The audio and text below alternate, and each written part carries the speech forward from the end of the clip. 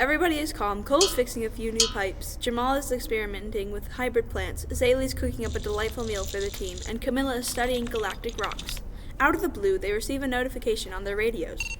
This is Alpha Prime. Please gather in the control room, effective immediately.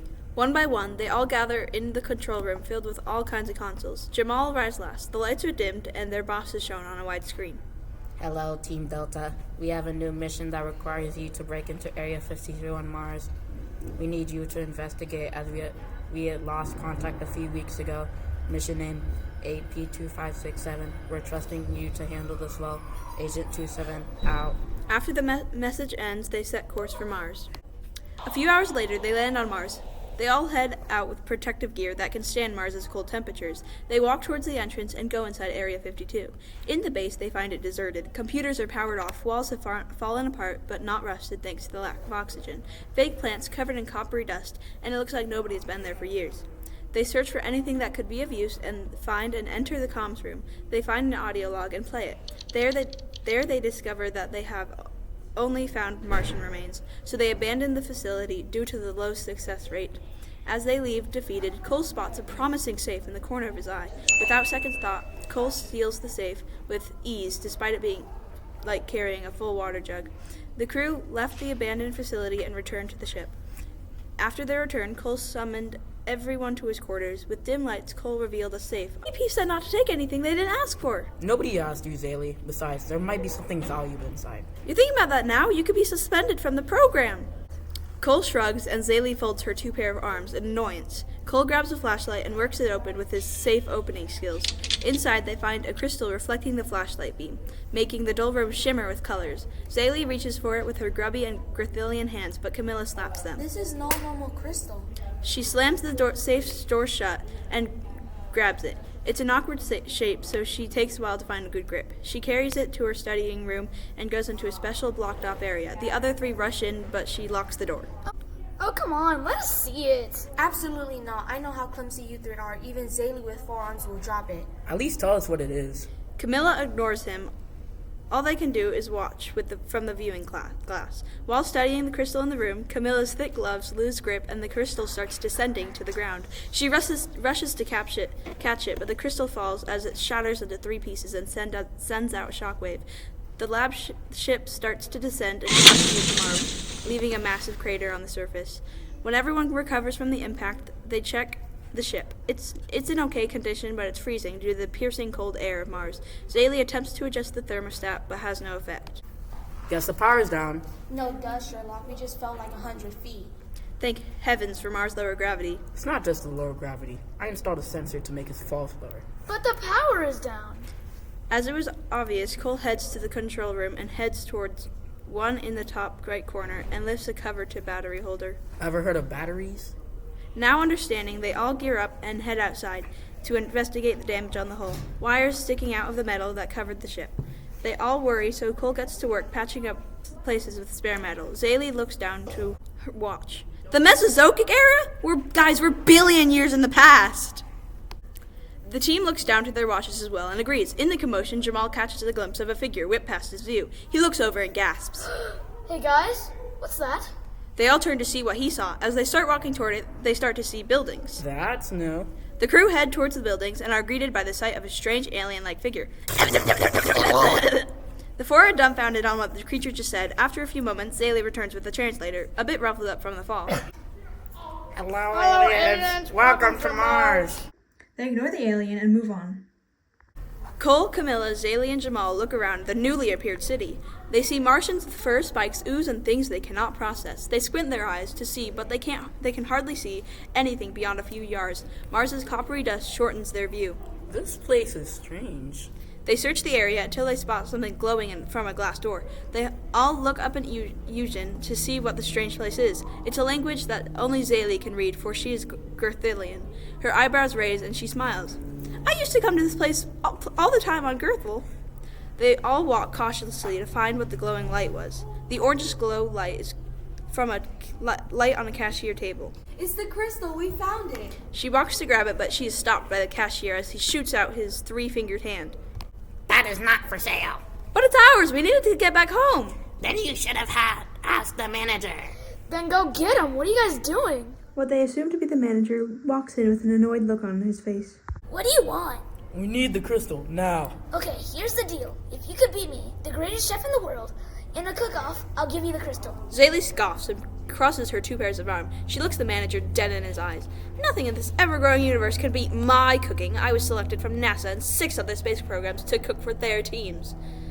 The diner is dead silent. People have stopped eating and stared at the two. Zaylee had gathered an audience. The manager nodded and cleared the kitchen. He led the team to the cook-off area and directed Zaylee to her table. Oh boy, he's not the best with plants. I've had to help him with that part when he cooks. She looks at both the manager and Zaylee and says, We'll be cooking a Martian dish. Zaylee cracks her alien fingers and neck. The other 3 look frightened, but Zaylee settles their anxiety. I know Martian dishes pretty well. My parents brought me here often as a little kid. The team exhales in relief to have an alien on their team. The cashier walks in with what seems like a cowbell. 3, 2, 1. The cashier bangs the bell. Zaylee and the alien manager are both running around the kitchen, grabbing bowls, pans, and ingredients. The crew feels tense just watching. The alien has already started with his dish, but Zaylee seems lost. Basil, Zaylee! Basil! Zaylee gives him a thanking wave while getting back to work. She starts to make some sort of Italian-looking dish. After an hour of cooking, they both finish with their dishes. They set their dishes on 2 different stools as the alien cashier tastes them. He takes a bite of the boss's dish. He nods, takes another bite from Zaylee's. The crew are holding hands, wanting Zaylee to win. Boss, I'm so sorry, but this is amazing. The crew jumps up and down in excitement. The boss sighs and congratulates them and gives them the crystal. Zaylee turns to the boss before they leave. Who's the best chef now, eh? The team walks out cheering because they can go back home. Camilla grabs the crystal from Zaylee and frowns. Gosh dang, it's only a fragment of it. It had been, in fact, only a third of the crystal, and they needed to get home. They needed an entire crystal. The crew investigated the lively town in order to find the 2 other parts of the crystal. They see all sorts of things like floating Martians, the crimson sand slowly floating through the air, small aliens jumping around, and all sorts of tomfoolery. Cole spots an alien walking into a house holding the second piece of the crystal, so he wanders from the group. Where are you going? I saw a fragment. I'll be quick. He enters the building and walks up the stairs where he finds the glass safe containing the second fragment. He attempts to break it open, but is knocked back by some sort of protective field. A large Martian enters the room. Cole dodges out of the large Martian, who attempts to charge at the Russian. Cole swiftly retrieves a laser gun from his back pocket and points it at the maroon brute, setting the blaster to charge. He starts to interrogate the alien with a spare translator he had. What's the password? Why should I tell you? Last chance. Cole starts to charge the blaster while still pointing at the Martian. The Martian thinks he's bluffing until the red ball of light starts to appear from the barrel of the gun. At the last second, the Martian follows his demand. 1132! After the Martian tells him the code, he enters it while still watching his back. The safe successfully opens and all the sides disperse to the side. He snatches the crystal and goes down a flight of stairs, reconnecting with the group. Once he returns to the crew, he hands the crystal to Camilla, but notices something is off. Hey, where's Jamal? Zaylee looks around, but Camilla was a few feet ahead of them. I was just talking to him. Odd. Camilla! Camilla searches the crowds of aliens, but no success locating the missing member. Where's Jamal? The two shrug and they start to look for him. After a few minutes, they find a greenhouse full of colorful Martian plants and flowers. They look closer and see Jamal talking to a feathery light blue Martian. He looks bewildered by all the many exotic plants. The other 3 rush in, and Jamal turns to face them. You can't just run off like that on an entirely different planet. But I told Camilla. Huh? No, you didn't. Yeah, I said, see something over there? I'm gonna check it out. Then, when I walked over there, I remember you said, sure, go ahead. The 2 break out in an argument as the Martian watches them and giggles. Camilla finally resolves it after a while. Oh, I was talking on my radio. Anyway, I got a piece of the crystal from helping this guy. A few moments before, Jamal walks around the greenhouse, seeing beautiful plants thrive in his surroundings. However, he noticed one that stands out from the others. It seems less lively than the others, so he checks it out. Hey, why is this one wilting? May I help you? Ah! Oh, sorry for startling you. I was just wondering, why are you looking at my plant? Oh, well, it seems that it isn't doing well. It seems that it's starting to wilt, so I was just studying it. Oh, yes, it's been doing that for a while. I tried everything, but no avail. Jamal leans closer to look closer and notices something. Hey, I bet you tried every Martian way to take care of these plants. This is a plant from Earth. How'd you get it? He then proceeds to pull out a lid liquid pill that contains water while the Martian tries to remember how he got it there. I don't know. I just found a seed and planted it. What's in that thingy? He points at the now disintegrating pill. Jamal pulls out another one. This is a pill full of water. This is liquid from my home planet, Earth. A few moments later, the plant starts to gain color, grows extra petals, and forms teeth. The normal flower from Earth was now transformed to a carnivorous plant from the Martian soil. Whoa, I should call it the carnivorous fruit! Then the others find Jamal. Now the others head towards the ship to return to the present. Hey guys, I'm kind of hungry. You want to grab a snack at the Mars diner before you go back? I'm down. Yeah, I'd say so. They all head towards the diner and pick a table. The team orders a variety of Martian food to fill their stomach. This tastes pretty good. Still isn't better than waffles though. I could do better than this. Nom, nom, nom, nom, nom, nom. Zaylee wipes her mouth as the team stares at her in disbelief. Fatty. I mean, she does have 2 stomachs. This is amazing. Jamal pushes his plate in front of Zaylee and she consumes the food in seconds. They pay with Zaylee's Girthillian money and leave. We can finally go home! Camilla snatches the pieces and puts them together, rolling her eyes. You morons need to put the pieces together, not just have 3 pieces that could get lost again. They all begin to celebrate as a giant bird-like creature swoops down and grabs it and lands back down in front of the team. A magician-like figure hops off the bird, laughing maniacally with their face hidden behind a mask. Nice crystal. I think I'll have it. Give the crystal back. He hides the crystal behind his back with a grin. What crystal?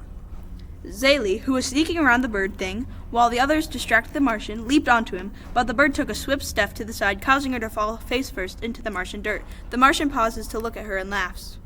I'm not stupid. Okay, if you want the crystal so badly, how about we play a little game? If I win, I get to kill you all and keep the crystal. If you win, I'll spare you and maybe give you the crystal.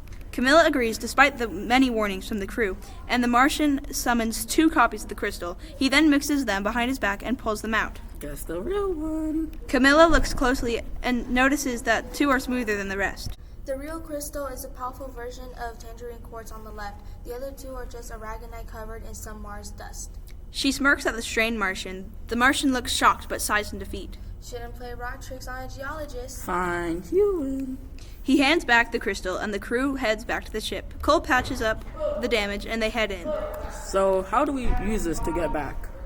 What if we just put in the weird thing we found it in from the safe? Zaylee rushes to the safe and receives the stand that was sitting inside the safe. Camilla places the crystal in the stand, but nothing happens. They sigh in defeat. They turn around just as the crystal rises from the stand, and the team can feel themselves being teleported back to the present. Cole fixes up the ship, and they return to their regular duties. They lock the crystal away in a safe room where it shouldn't break. They all laugh amongst themselves as they return to Earth.